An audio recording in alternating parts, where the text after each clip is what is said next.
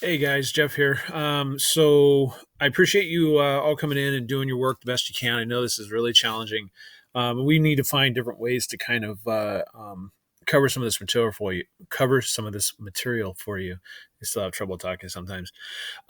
So one of the questions I asked today, this discussion question, is parapets, and what is a parapet, and how do we identify a parapet, and why would it be that we would need to take another ladder up a ladder with us if the parapet was 6 feet down or more?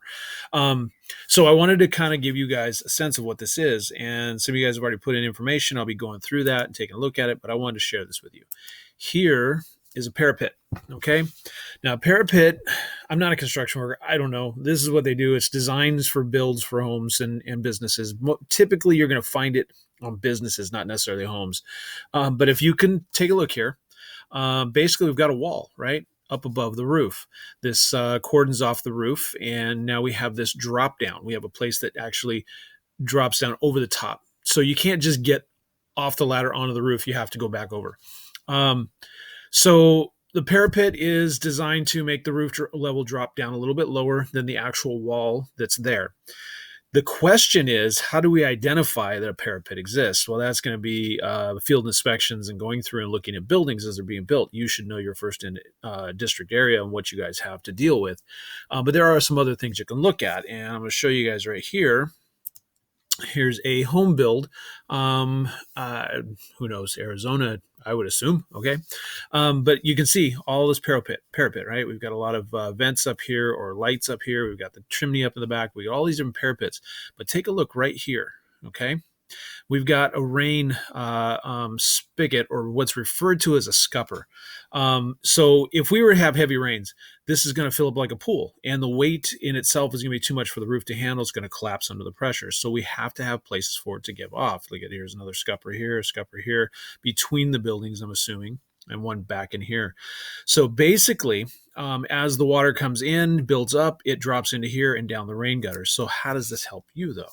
From the street level, you can take a look at a scupper and identify quickly, can I get off the ladder and down to the floor? Because obviously the floor has to be just below where the scupper actually exists. Okay, so when we're putting a ladder up against a building, it's very important for us to know, especially like industrial, especially around here. Industrial is what we're looking at.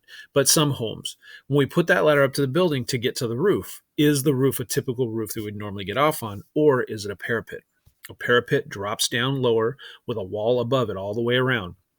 And we should know what we're looking at. Most often, if it's a residential, it's going to be a short wall. It's not that big a deal. You can get over no problem. But if we're looking at a 6 foot drop at the minimum, probably even 4 or 5 foot, I say you might want to think about another ladder. But 6 foot's the requirement. Should we go ahead and bring another ladder with us?